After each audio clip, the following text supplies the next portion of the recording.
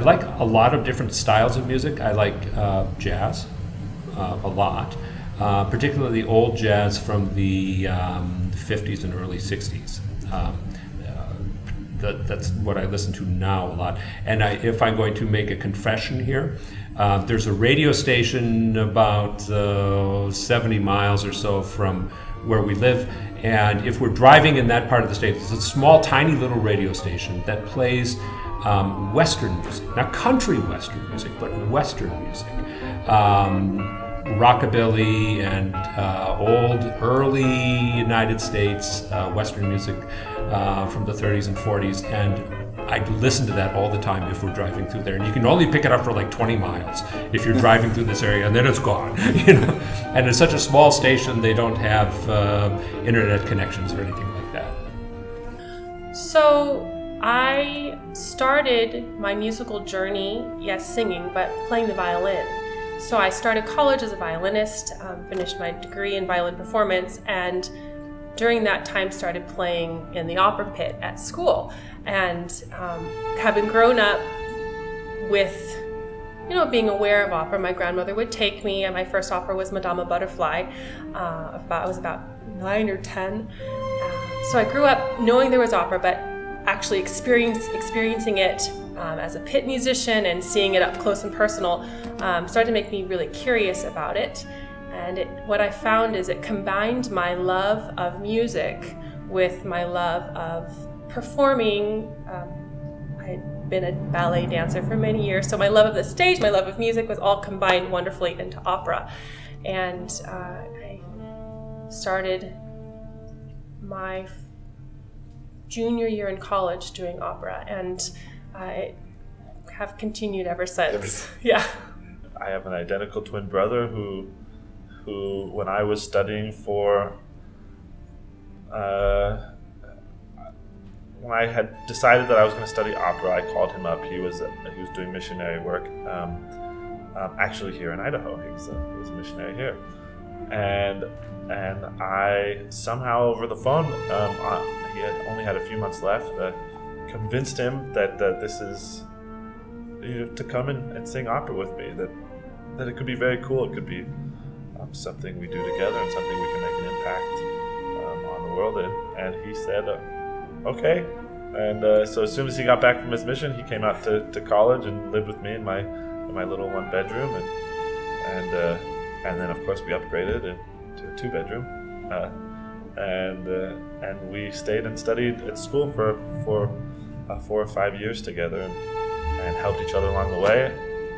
And still do. I was talking to him yesterday about how the voice works and how frustrating it can be sometimes, and he's always there to add a different perspective or give a little bit of support. Like, my high notes aren't working today. Oh man, I know how that feels. That's take an Advil or something. Yeah. No. Throughout our lives, we have accomplishments and milestones that we reach, and I don't know if I've fully accomplished it, but something that I strive to do is finding that balance between being an opera singer, being a mom, being a wife, being a normal human being. So often singing can take over your entire life, and it takes a lot of dedication, but I feel like the happiest singers are the ones that find that balance between their personal life. So I don't know if I've accomplished that, but that's something that I'm definitely working towards. Boy, the biggest accomplishment. That's a tough one. I would probably say 35-year marriage to my wife. I know this is going to sound corny, but my biggest accomplishment, I think so far, has been finding my wife and getting her to marry me. She's made me. She's turned me into the adult I should be, I think, and helped me and encouraged me throughout the way. And I think I don't know, but I actually don't know how I did that. I think I maybe just lucked out in that one. So Werther is not done very frequently.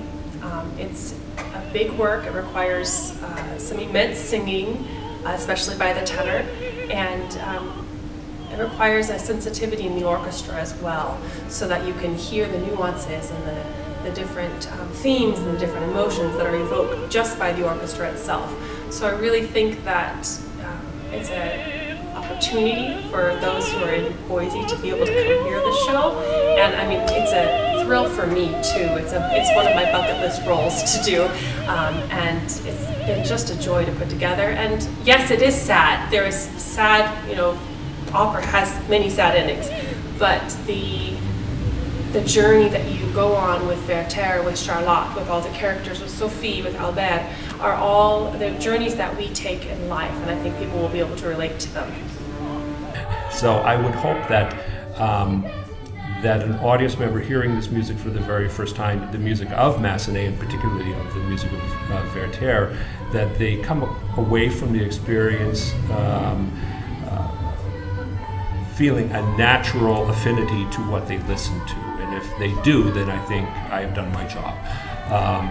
By following the natural ebb and flow that exists in the music that you have to dig beneath what's on the page to find. Yeah, I think something that's really important about Werther that often gets overlooked is this idea of the romantic hero that kills himself in the name of love. I think if it's approached that way, it's wrong. And when I was reading through this score, learning the role, it's a tragedy. It's not romantic. It's an absolute tragedy. And I hope to bring to light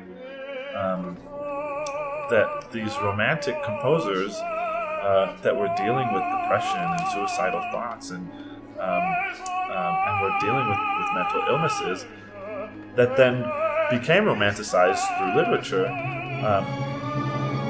I think my job is to make these characters real people that are really hurting, not romanticize it, that depression is not a new thing, that suicide's not a new thing.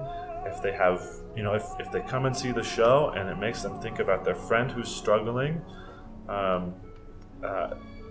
that's the real life situation that I want to pull out of Werther, and that's what I hope people see, people get, and that they don't romanticize it. They treat it as a real situation that did happen.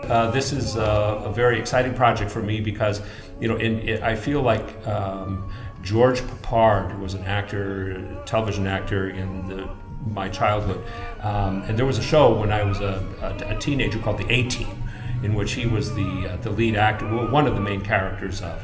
And in many ways, this is like this because I love it when a plan comes together, like his punchline for that show. But instead of the A-Team, we have the J-Team here. People I've worked with before. We have Josh, and we have Julie, and we have Jason, and this is the J show. And it's very rewarding for me personally to come back to this company and to work with this group of artists and be able to make music with friends.